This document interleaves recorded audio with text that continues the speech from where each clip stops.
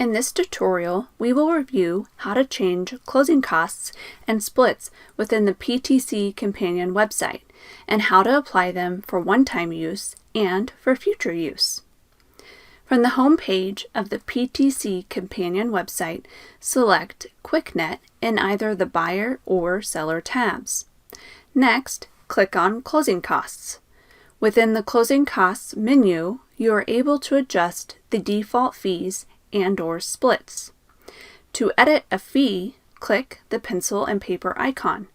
In the pop-up window, adjust the fee per your need and click Use Once for just this calculation, or click Use and Save to hold this as a default for this and all future calculations. In this example, I am updating the buyer's credit report fee to $45, and then I will click Use and Save. To add a custom closing cost, scroll to the bottom of the Closing Costs menu and click Add Custom Closing Cost. You can select Lender Fees or Other Fees from the Fee Type menu.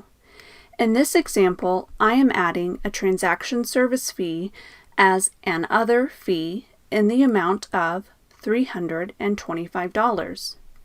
You can select to use once for just this calculation, or click Use and Save to hold this as a default for this and all future calculations.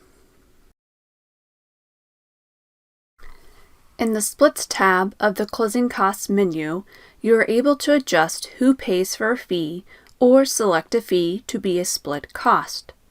To edit, click the pencil and paper icon. In the pop-up window, adjust the fee per your need and click Use Once for just this calculation, or click Use and Save to hold this as a default for this and all future calculations. In this example, I am selecting to split the escrow fee, and then I will click Use and Save.